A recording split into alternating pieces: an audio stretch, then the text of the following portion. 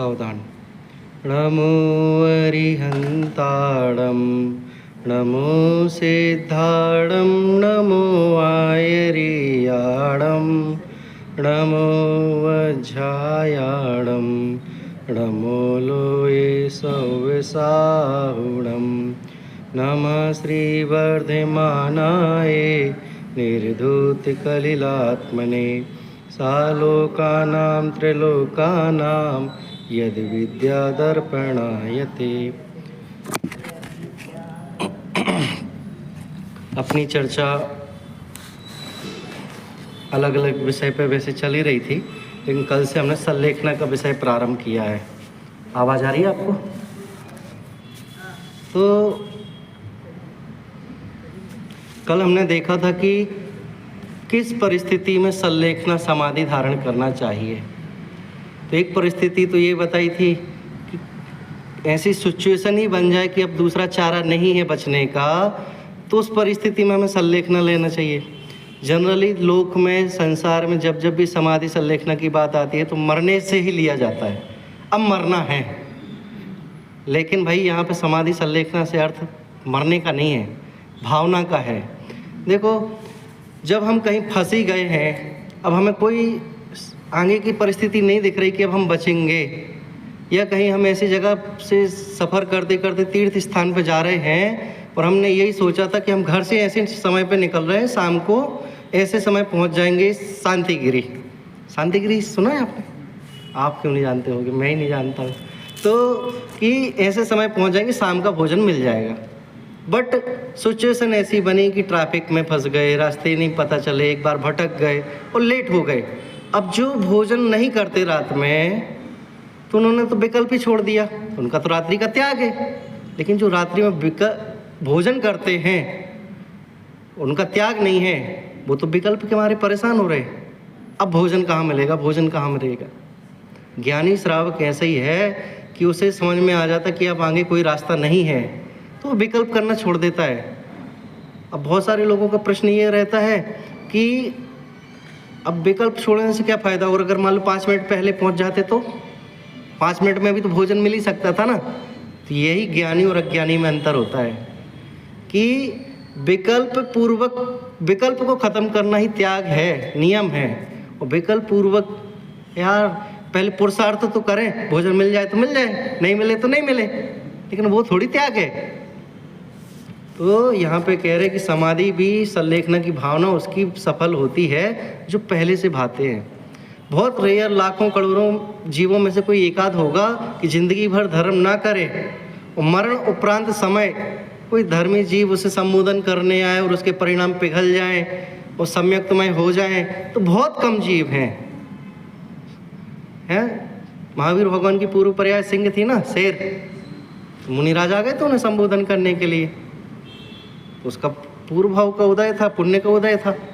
हाँ, कोई एक होता है पूरे प्रथमान योग में से, एक लौता ही तो उदाहरण है वो। और हम किस उसके अहंकार में बैठे हुए हैं कि हमें कोई संबोधन करने आएगा, हम तो धर्म नहीं करेंगे। सिंह शेर को आ सकता तो हमें नहीं आ सकता कोई क्या? बैठे रहो इस अहंकार में। समाधि मरण की तैयारी एक दिन में नहीं होती। कल मैंने एक उदाहरण दिया था पत्थर का कि बार बार रस्सी खींचने पर जब निशान पड़ते हैं, ऐसे ही हमें जीवन भर धर्म करना पड़ता है। कभी पाठ रूप में, कभी स्वाध्याय रूप में, कभी सामायिक रूप में, कभी भक्ति रूप में, कभी पूजन रूप में, कभी विधान रूप में। तब हमारी ये तैयारी होती है। एक दिन के सुनने से, एक दिन के समझने से नहीं होता है। देखो, मैं एक उदाहरण देता हूँ, आपको समझ में आएगा। पागलों का भी हॉस्टल होता है, आपने सुना है? Mental hospital, old age home. Mental लोगों का भी गुरुकुल था। बहुत सारे गुरुकुल में उसमें पागल ही पागल भरे हुए थे। अब पागल तो पागल होते हैं, उनमें बुद्धि कहाँ से आ जाए? अगर बुद्धि होती तो पागल क्यों कहलाते वो? ठीक है, तो वो पागल जो थे, उसमें से एक पागल ने कान लगाए दीवार पर, ऐसा लगा लिया कान। बहुत देर तक 5 मिनट 10 मिनट लगा के रखा कान। अब दूसरे पागल ने सोचा ये किससे बातें कर रहा है, तो उसको देख कर उसने लगा लिया। अब तीसरे ने सोचा ये क्या कर रहे हैं दोनों, उसने भी लगा लिया। ऐसे मिलके सबने कान लगा लिए।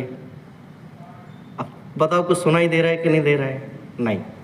अब जो उनको हैंडल करने वाला था, जो उनका वार्डन, गुरुकुल में 100 बच्चों को, सारे बच्चे दीवार से कान लगाए हुए हैं, दीवार पर सुन रहे हैं। अब वो देख के शॉक्ड रहेगा कि ये क्या कर रहे हैं सभी। भाई इनके पास तो फ़ोन है नहीं, इनको फ़ोन चलाना आता नहीं, और फ़ोन है भी नहीं, तो ये क्या कर रहे हैं? तो वो शॉक्ड रह गया। तो सोचा कुछ तो सुनाई दे रहा होगा, मैं अभी कान लगा के देखूं, बताओ वो पागल है कि नहीं है। हाँ, अब उसने भी कान लगा लिया दीवार पर। अब जैसे ही उसका सीनियर आया, वो तो वहाँ रहता नहीं था, जैसे ही वो सीनियर आया, बोले यार पागलों के बच्चे पागल हैं, ये तो समझ में आता है, लेकिन जो उनकी केयर करने वाला ये भी पागल है, आज ये मुझे आज समझ में आया है। तो बोले क्या कर रहे हो भाई? तो बोले बच्चे कुछ सुन रहे हैं, इसलिए मैं भी कान लगा के सुन रहा हूँ। ओहो, हालत बड़ी ख़राब है। फिर क्या करें कि उसने पूछा भैया क्या कर रहे हो? तो बोले बच्चे सुन रहे हैं इसलिए मैं भी सुन रहा हूँ। कुछ सुनाई दिया क्या? बोले अभी तक तो नहीं दिया, अब सुन रहा हूँ और सुनाई देगा शायद। हे भगवान, वो सोच रहे कहाँ इनसे पाला पड़ा है। तो बोले किसने स्टार्ट किया? अब 100 बच्चों में से किसको पकड़ा जाए? पागल भी सभी हैं, तो किसको पकड़ा जाए? तो वो एक से पूछा, 2 से पूछा, स्टार्ट करते करते नहीं पकड़ में आया, पहले नंबर वाले के पास पूछा, गया, बोले क्या सुनाई दे रहा है? तो जो उसका वार्डन था, जो उसका सीनियर इंस्पेक्टर था, वो ऊपर से नीचे तक देखता है, पहले नंबर वाला पागल जिसने स्टार्ट किया था कान लगाना, बोल रहा मैं 1 घंटे से सुन रहा हूँ, मुझे एक शब्द नहीं सुनाई दिया, वो तू 1 मिनट में जानना चाहता कि क्या सुनाई दिया? अभी ये उदाहरण तो एक तरफ रख दो, अब मुझे यहाँ क्या समझाना है वो सुनो कि भाई समाधि मरण के लिए तूने जीवन भर तो कोई प्रयत्न नहीं किया। धर्म सुनने के लिए जब जब भी अवसर आते तब तू मंदिर नहीं गया, और जब जब भी मुनिराज आए, जब जब भी अष्टानिका, 10 लक्षण, अष्टमी, चतुर्दशी, जो भी पर्व आए सब तूने इग्नोर किए। कभी मंदिर नहीं गया, कभी स्वाध्याय नहीं किए, कभी भक्ति नहीं की, और आज तू सोच रहा है कि आज एक दिन में मेरा समाधि मरण हो जाए? इम्पॉसिबल। वो पागल के जैसे कहानी है तुम्हारी भी कि हम 1 घंटे से सुन रहे हो, मुझे कुछ नहीं सुनाई दिया, तुम 1 मिनट में जानना चाहते हो? नहीं जान सकते। अहो चैतन्य आनंदमय सहज जीवन हमारा है। क्या कह रहे? सहज पाठ सुना है अपने बड़े पंडित जी का? नो, बहुत भक्ति है। निर्ग्रंथिता की भावना अब हो सफल मेरी, बीते अहो आराधना में हर घड़ी मेरी। हर घड़ी बीतनी चाहिए आराधना में, और हम तो किस में गमा रहे हैं? पर्वों के दिन में आराधना करना तो ये मजबूरी थी, तुम में भाव आ गए, लेकिन अब जीने का अवसर आया है 16 दिन बाद, 10 लक्षण के बाद। तुम क्या करोगे अभी? अरे बहुत त्याग तपस्या कर ली, एक आसन कर लिया, अब तो हम 2 टाइम के 4 टाइम खाएंगे, पकवान खाएंगे, लेकिन ऐसे काम नहीं चलेगा। पता है परिस्थितियों से जूझने की परिस्थिति हमारी कब समझदारी में होती है? कि जब तुम तैयारी आज करते हो। मुनिराजों के उपसर्ग गिनाते गिनाते आपके लिए 16 दिन भी कम पड़ जाएंगे। आपने बड़ा वाला समाधि मरण पाठ सुना होगा, तो उसमें बहुत सारे मुनियों के नाम आए, किन किन के ऊपर कैसे कैसे उपसर्ग पड़े हैं।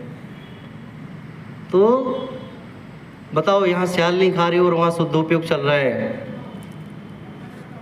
हाथ खींच के ले जा रही है अलग से। सुकमाल मुनिराज देख लो, सुकौशल देख लो, हाँ, बाघिन खींच क्या कर रही है?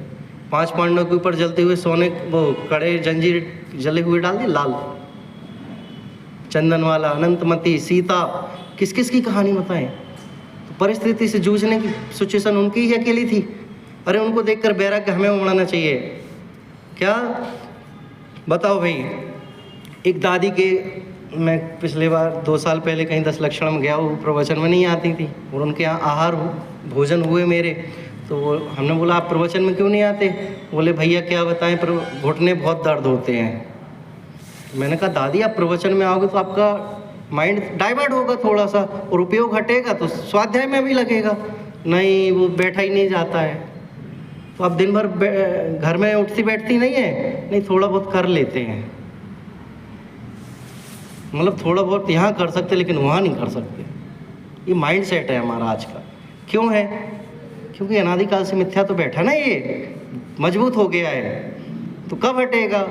कि अनंत बार भी नहीं हटाया, इस बार तो हटा लो। क्या कह रहे, किन किन परिस्थितियों में हमें समाधि या समाधि की भावना भावना चाहिए, किस समय हमें संलेखना धारण करनी चाहिए?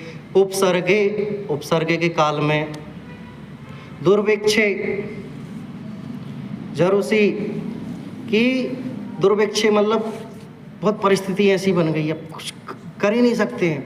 जरसी, जरा मतलब बुढ़ापा। बहुत सारे रोग ऐसे होते हैं कि आप देखोगे कि उसका कोई इलाज ही नहीं है, कोई उपाय ही नहीं है। तो सब कुछ खोजने के बाद, डॉक्टर से मिलने के बाद सिचुएशन ऐसी है कि अब कुछ इलाज नहीं है, बचना नहीं है। तो अब क्या करोगे? बचने का उपाय कि अब तक अब जो हुआ सो हुआ, अब तो हम अपने अंदर की रुचि जगाएंगे। हाँ, तो मैं डाइवर्ट की बता रहा था, तो दादी का छोड़ो। तो जितने मुनिराजों के ऊपर उपसर्ग आए तो हमारे लिए तो एक आसन पर बैठे बैठे हम थक जाए तो आसन चेंज कर लेते हैं। तो मुनिराज तो खड़े खड़े या इतने उपसर्ग के काल में कुछ सोचते नहीं होंगे कि हमें कुछ करना है। भैया, जिनका डाइवर्ट माइंड सेट जैसा हो गया वो वैसे ही रहते हैं, है ना। आप यहाँ पे स्वाध्याय में बैठे हो तो बताओ, आपको दुकान का विकल्प आता है, शाम के भोजन का विकल्प आता है? नहीं आता। और जब जैसे ही प्रवचन खत्म होगा तो शाम की भी व्यवस्था करनी है, 5 बजे दूध तो लेना ही है, पानी तो लेना ही है। अब एक आसन किया होगा, उपवास किया होगा ज़्यादा से ज़्यादा। तो परिस्थिति की मोहताज नहीं होती है। हमारे लिए कुछ डिसीजन इस अनुयोग के हिसाब से भी लेने चाहिए। बताओ, सीता को जब जंगल भेजा जा रहा था तो जंगल भेजते समय बताया था रामचंद्र जी ने क्या कि हम आपको तीर्थ यात्रा के बहाने जंगल भेज रहे हैं? नहीं बताया था, लेकिन गए। अब वहाँ पे जंगल में छोड़ दिया। अब वो क्या कह रही है सीता, रामचंद्र जी की गलती है, ऐसा बोला था? नहीं, हमारे पूर्व कर्म के उदय से ऐसी परिस्थिति खड़ी हुई है, इसलिए हमें ऐसे निमित्त मिले। दूसरों को दोष दे दे करके कब तक संतुष्टि कर लोगे? कभी उदय का भी विचार किया करो। देखो, पेज नंबर है 432, 432। 2 पैराग्राफ में पढ़ चुका था, उसको भी एक बार रिपीट करता हूँ कि जिसका इलाज ना दिखता हो, मिटने का उपाय नहीं दिखता हो, ऐसा उपसर्ग होने पर, दुर्भिक्ष आ जाने पर, वृद्धावस्था आ जाने पर, रोग हो जाने पर धर्म की रक्षा के लिए शरीर का त्याग किया जाता है, उसे गणधीर देव संलेखना कहते हैं। देह में रहना तथा देह की रक्षा करना तो धर्म को धारण करने के लिए है। मनुष्यपना और इंद्रिया और मन इत्यादि का प्राप्त करना है, सब तो धर्म का पालन करने से ही सफल होगा। जहाँ धर्म का नाश होता दिखाई दे, ऐसा निश्चय हो जाए कि अब धर्म नहीं रहेगा, श्रद्धा ज्ञान चारित्र नष्ट हो जाएंगे, तो वहाँ धर्म की रक्षा के लिए देह का त्याग कर लेना संलेखना है। दुनिया में तो उल्टा चल रहा है, धर्म जाए तो जाए लेकिन हमें नहीं जाना चाहिए। हाँ, आज कैसी कैसी परिस्थिति हो रही है। एक माँ ने अपने बच्चे को खूब पढ़ाया लिखाया कि बेटा, जैसी परिस्थिति में मैंने जीवन जिया है वैसी परिस्थिति में तुम मत जीना। खूब पढ़ाया लिखाया, गुरुकुल में भेजा, सब किया।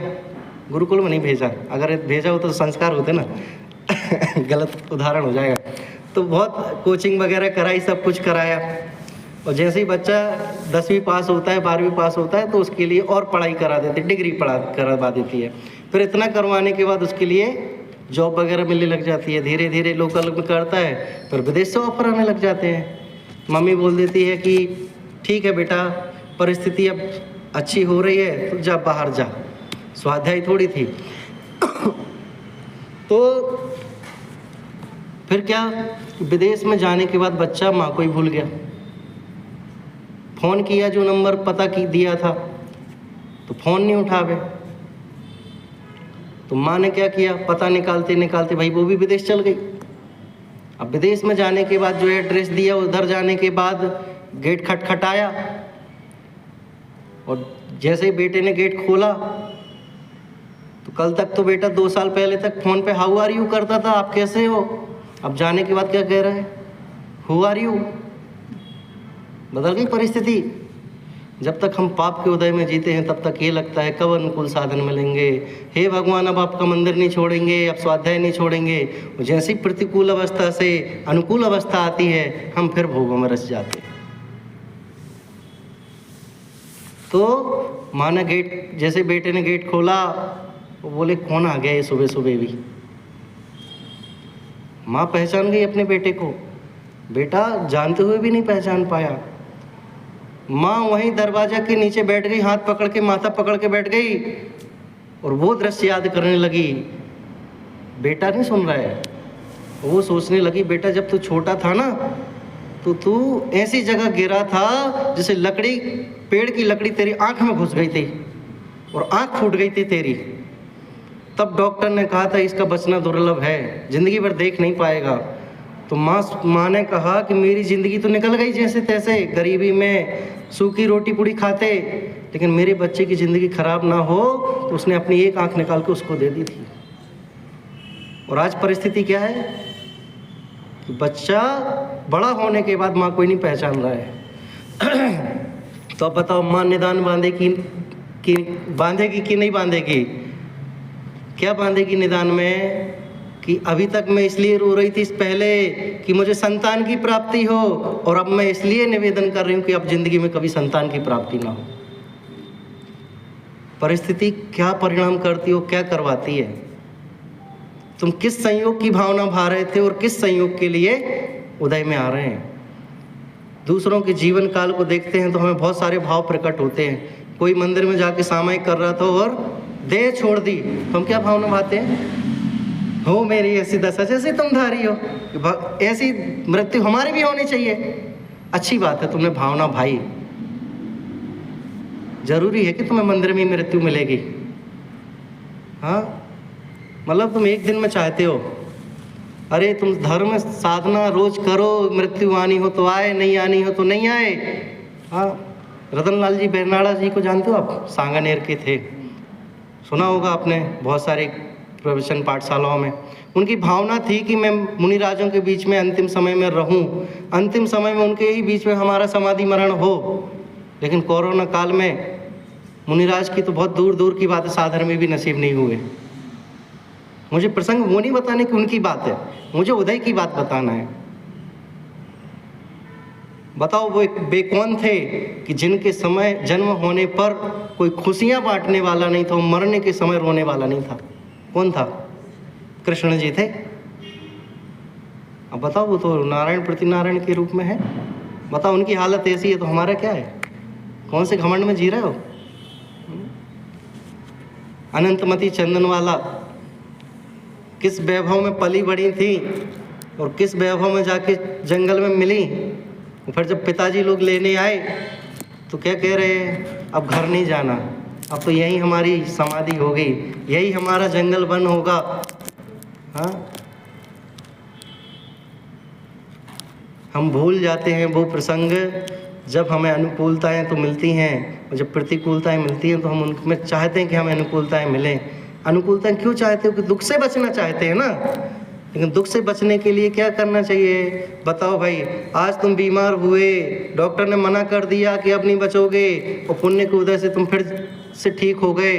तो जब बीमार थे तब क्या भावना भा रहे थे, हे प्रभु हम भी ठीक हो जाएंगे तो जीवन भर धर्म करेंगे। और तुम ठीक हो गए तो तुमने मंदिर ही आना छोड़ दिया, जॉब करने लग गए, बिजनेस करने लग गए।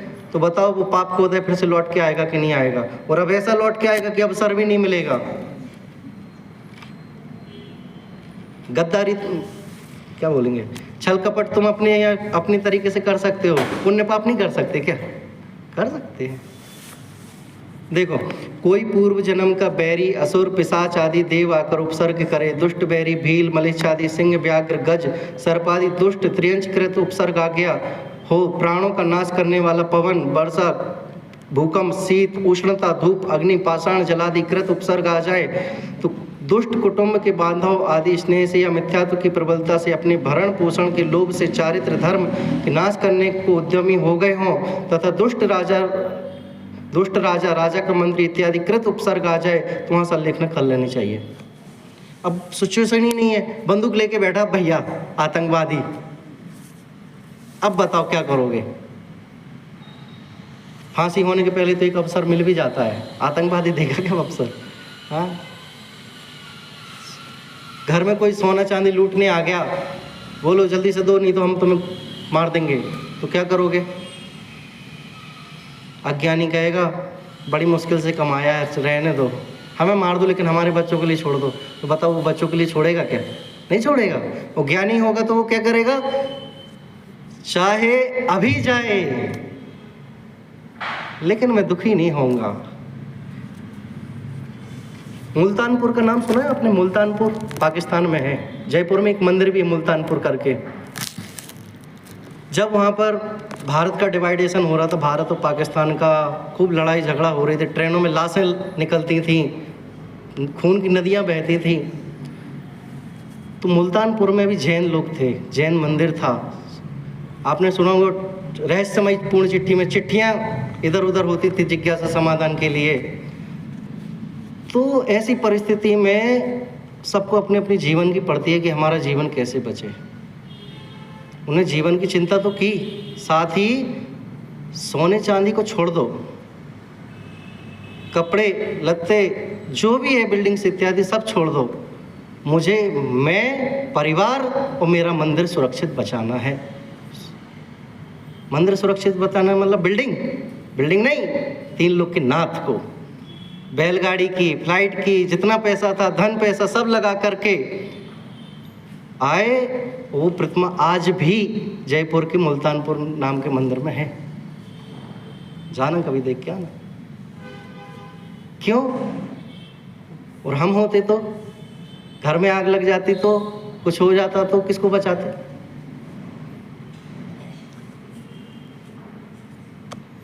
श्रीमद राजचंद्र जी का नाम सुना है आपने? अपूर्व अवसर वाले।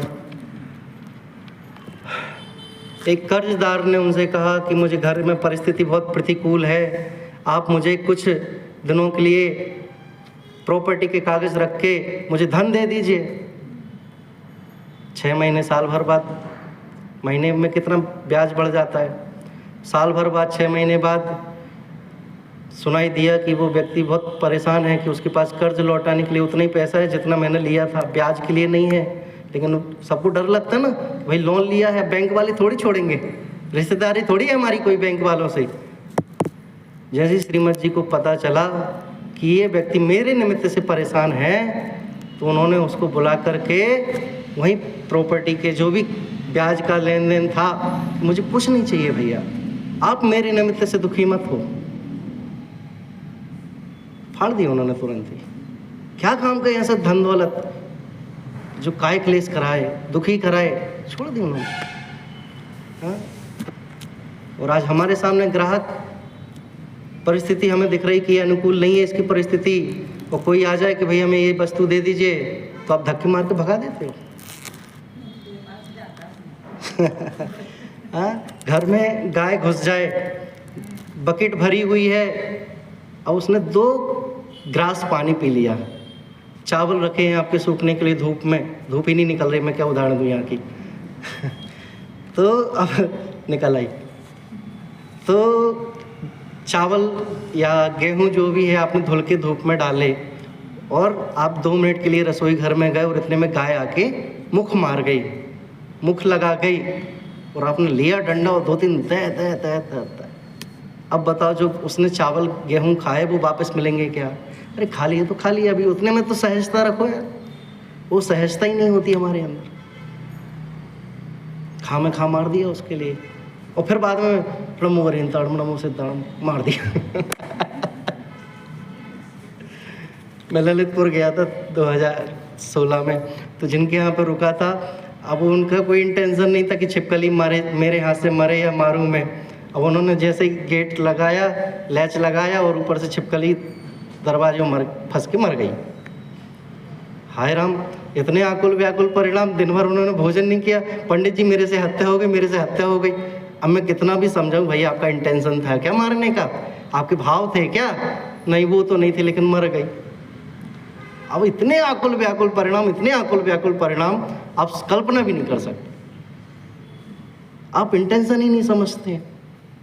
तो जहाँ इंटेंशन समझनी चाहिए उधर समझते नहीं है। उपवास किया और भोजन नहीं करना था, लेकिन भोजन का विकल्प आ जाए तो फिर इंटेंशन क्या होता है आपका? नहीं, वहाँ कॉम्प्रोमाइज़ कर लेते, लेकिन यहाँ नहीं कर सकते। राइट? होशियार पब्लिक है, ऑडियंस है। तो यहाँ कह रहे हैं कि अपनी आयु किसी के हाथ में नहीं है। सुना है आपने? राजा राणा छत्रपति हाथ इनके असवार, मरना सबको एक दिन अपनी अपनी। सबको मरना है, आपको भी मरना है, हमको भी मरना है, लेकिन कब मरना है ये किसी के हाथ में नहीं है। जब आएगी तभी मरना है। निज आयु क्षय से मरण हो, यह बात जिन वर ने कही, तुम्हें बचा कैसे सकोगे जब आयु हर सकते नहीं। कोई आयु हर नहीं सकता तो बचा कौन सकेगा? हम कर्तव्य का भार लेके बैठे हुए हैं डॉक्टरों के नाम पर, घर वालों के नाम से, कि डॉक्टर बचा लेगा। अरे भैया, कोई किसके काम में नहीं आता है। बताओ, कोई भी परिस्थिति, कैसी भी सिचुएशन खड़ी हो तो डॉक्टर क्या बोलता है? भैया अब इन्हें दवा की ज़रूरत नहीं, अब तो इनको दुआ की ज़रूरत है। तो दुआ मतलब तुम्हारे आत्मश्रद्धान की, तुम्हारे स्वाध्याय की, वही काम में आने वाला है। हाँ, तो अब डॉक्टर भी काम का नहीं है भैया। तो किसी की तो 2-2 3-3 टाइम गोलियां चलती हैं, बीपी की, शुगर की, किस की, उसके बिना ही नहीं निकलता है। अब तो समझो, अब तो धर्म में लगना है।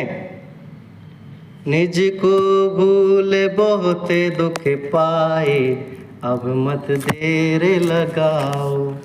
क्या कह रहे हैं कि अब तक प्रभु 3 लोक के नाथ, आपको छोड़ो, मैंने अपनी आत्मा को पहचाना नहीं, इसमें देर कर दी। 12 भावना सुना होगा आपने? शुद्धात्म अरु पंच गुरु जग में शरणा दोए। पहली शरण कौन है? शुद्धात्मा, बाद में पंच परमेष्टि, देवशास्त्र गुरु बाद में है। और हम तो कौन कौन से तीर्थ करने जाते हैं। भगवान के सामने खड़े होकर के क्या भाव आता है? भगवान से बात करनी आती है आपको? बेटा बाहर जब पढ़ते हैं तो फ़ोन पे बात करते हैं अपन, राइट? गुरुकुल में पढ़ते हैं तो बहुत परेशान होते हैं। हफ्ते में बात एक बार होती 5 मिनट में, तब फीलिंग समझ में आती कि क्या बात होनी चाहिए। तो हम उस समय ये नहीं पूछते बेटा क्या खाया क्या पिया। बेटा यहाँ से समझाता, मम्मी हमने गुरुकुल में ये पढ़ा, और मम्मी पूछती बेटा क्या खाया।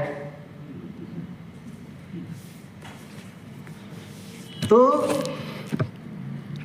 भगवान से बातें करना हो तो सोचो, देखो भगवान वो दिन दूर नहीं है जब मैं भी आपके समान बैठूंगा सिद्धशिला पर। पहला पॉइंट, आपके जैसा स्वरूप है ना वैसा मेरा भी है। 2, आप जिसका रसास्वादन निरंतर कर रहे हो वो मैं भी कर सकता हूं। किसका? बासुंदी का, ज्ञान उपयोग का, ज्ञान रसास्वादन का। आपने जिन परिस्थितियों को इग्नोर किया है वो मैं भी कर सकता हूं, कर सकती हूं। कोई राग मुझे छेड़ नहीं सकता, कोई राग मुझे मोड़ नहीं सकता। नेमिनाथ का प्रसंग सुना होगा आपने? देखा भी नहीं, सपने में बात की थी और विकल्प मुड़ गया। क्यों मुड़ गया? नहीं रहा राग। एक बार तो मिल लेते, एक बार तो देख लेते। अब वो राजुल परेशान हो रही है विकल्प कर करके। देख लेना नाटक का भी।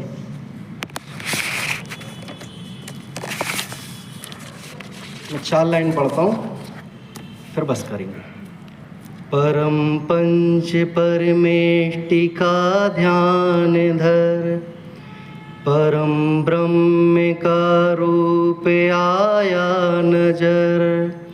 परम ब्रह्म की मुझको आई परख, हुआ और मैं सन्यास का जब हरस, हुआ जब हरस। समाधि वाला जीव बैठा हुआ है। परख भगवान आपकी अब याद आई है, अभी तक तो नहीं आई थी। मरते हुए जीव से पूछो भैया क्या चाहिए बेटा, क्या खाओगे, किससे मिला दूं? जिसने कभी स्वाध्याय नहीं किया होगा वो कहेगा हमारी बिटिया को बुला दो, हमारे बेटे को बुला दो। हाँ, मरते समय भी क्या कहेगा, दुकान चलाता होगा तो 1000 रुपये उससे बैंक बैलेंस बाकी है, उसे ले लेना। अरे भैया, आगे 1 मिनट का समय नहीं है, आगे मरने में तुझे बैंक बैलेंस की पड़ेगी। वो ज्ञानी क्या करेगा, मोह की बारात से दूर रख दो, मुझे अकेला छोड़ दो, एकांत में छोड़ दो। वही तो कह रहे हैं। फिर से, परम पंच परमेष्टि का ध्यान धर। किसका ध्यान करो? पंच परमेष्टि का। परम ब्रह्म का रूप आया नजर। पंच परमेष्टि का ध्यान करते किसका स्वरूप याद आया? आत्मा का। परम ब्रह्म की मुझको आई परख। किसकी याद आ गई? आत्मा की। भेद विज्ञान चालू हो गया। ओहो हो हुआ और मैं सन्यास का जब अरस। एक पिता को 20 साल से खोए हुए बेटे के मिलने के बाद जैसी खुशी होती है, माँ को खुशी होती है, ऐसे ही ये जो श्रावक संन्यास अवस्था में लेटा हुआ है, जब उसने भेद विज्ञान चालू किया तो उसकी आत्मा से तकरार हो गई, मिलन हो गया, तो ऐसे खुशी हो रही है जैसे केवल ज्ञान प्राप्त कर लिया। ये सुना होगा आपने कभी कि नहीं? नहीं, बहुत प्यारा है, याद होना चाहिए आपको। यूट्यूब पे कहाँ मिलेगा मुझे नहीं पता, मेरे यूट्यूब पे मिल जाएगा, लेकिन याद होना चाहिए। इतना सुंदर है, आप सुनेंगे तो आपके रोमांच अंदर से जागृत होंगे कि अगला क्षण हमारा ऐसा ही होना चाहिए। अभी बहुत सारी चीज़ें हैं, मैं एक और पढ़ता हूँ, फिर इसका अर्थ कल खोलूँगा मैं। लगन आत्मा राम सो लगे गई, मेरी मोह निंद्रा सभी भगे गई। लगी दृष्टि चेतन चिद्रूप पर, टिकी ब्रह्म के ज्ञान के रूप पर, के रूप पर। क्या कह रहे? अब तो आत्मा की लगन राम सो लग गई है। आत्मा अभी तक नहीं जाना था, अब जान लिया है। अब तो बस एक ही दिखाई दे रहा है, क्या? बस आत्मा, आत्मा और आत्मा। मेरी मोह निंद्रा आत्मा को देख करके, जान करके भाग गई है। अब जाने की इच्छा नहीं है मोह को। इतना कमाया, इतनी फैक्ट्री, इतना बैंक बैलेंस, पत्नी, बच्चे, नाती पोते, रिश्तेदार कहाँ गए? अभी तक तो चिंता में मरे जा रहे थे। अब चिता की तैयारी आई है तो अब वो सब विकल्प भी खत्म हो गए। लेकिन कब? जब तुम स्वाध्याय निरंतर करोगे तब। एक दिन में नहीं होने वाला है ये सब। जब दृष्टि तेरी चेतन चिद्रूप के ऊपर लग गई ना, तब उसमें से दृष्टि नहीं हट रही है।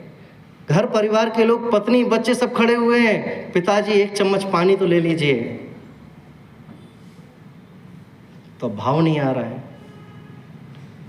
समाज के लोग, परिवार के लोग देख देख करके देख रहे कि प्रसंग ऐसे अनुकूल से प्रतिकूल से अनुकूल कैसे हो गया। जिसने जिंदगी भर धर्म नहीं किया वो एकदम से कैसे डाइवर्ट हो गया। आत्मा की परख आ गई ना उसे। बताओ, मैं आपके सामने एक कांच का टुकड़ा रखूं, एक डायमंड ओरिजिनल और एक डुप्लीकेट डायमंड है, आपको कोई पता कर सकते हो? सेम शाइनिंग है, सेम क्रिस्टल है, सेम चमक है उसके अंदर, पता कर सकते हो? मैं इतना एक्सपर्ट तो नहीं हूं, लेकिन बता सकता हूं आपको। एक राजा के सामने किसी ने चैलेंज किया कि मैं किसी भी चीज़ चैलेंज के लिए एक्सेप्ट कर लूँगा, आप जो चैलेंज देंगे, हारूंगा नहीं, हारते नहीं आया हूँ। मैंने आज तक कभी किसी भी समाज में जाने के बाद हारा नहीं हूँ। तो ठीक है, उन्होंने अपने सैनिक से 2 डायमंड मंगाए, एक नकली एक ओरिजिनल। अब सेम डिजाइन, सेम शाइनिंग सब थी, रखा सामने, और जो जिसको चैलेंज दिया तो वो अंधा भी था। तो चैलेंज देने के बाद जब वो बोला कि ये आपके सामने है, ये डायमंड है, अब इसमें से असली और नकली की परख करके बताओ। तो पहले उसने कहा कि आप में से कोई होशियार हो तो आप ही बताओ। सबने यूज कर करके देख लिया, सबने देख लिया कि कौन असली है कौन नकली है, सेम वेट सेम थिकनेस सब, कोई नहीं बता पाया। और वह अंधे व्यक्ति आया, और पहले छाँव थी जिस कैंपस में वो खड़े थे, वैसे भी किसी को पता नहीं था कि कैसे करें। अंधा व्यक्ति आया और जैसे ही आया तो उसके सामने धूप निकल के आ गई, और धूप जैसी आई 2-5 मिनट रुका और दोनों उसने हाथ पे लिए, बता दिया ये असली है और ये नकली है। तो आप कहोगे पंडित जी इसमें क्या पता चला कि कौन असली है कौन नकली है? तो हम भी बता देते कि असली है नकली है। अब जो मुझे बताना है वो सुनो कि हीरा जो होता है वो गर्म नहीं होता, वो कांच जो होता है धूप में रखा रखा गर्म हो जाता है। सिंपल सा लॉजिक, उसने पहचान लिया, वो बता दिया और उसके लिए नाम मिल गई। तो ऐसे ही आत्मा की परख जिसे आज तक नहीं हुई थी, वो परिस्थितियों ने उसे परख करा दी। किसने? आत्मा ने। तो गांधी जी का एक कोट है कि बच्चों को अनुकूल साधन देने की जगह प्रतिकूल सिचुएशन से जूझने की परिस्थिति सिखाओ तो वो जीने की कला सीखेंगे। आप उन्हें अनुकूल साधन देते जाओगे तो वो जीने की कला नहीं सीखेंगे, मर जाएंगे वो। और आप उन्हें ऐसी परिस्थिति से झेलना सिखाओ कि कैसे परिस्थिति में प्रतिकूल रहने पे भी अनुकूल रह सकते हैं, तो वो आपके लिए जिनवाणी बता सकती है। तो वो परिस्थिति से कैसे रहें, तो कल मिलेंगे 3:15 से 4, ठीक है? ओम नमः।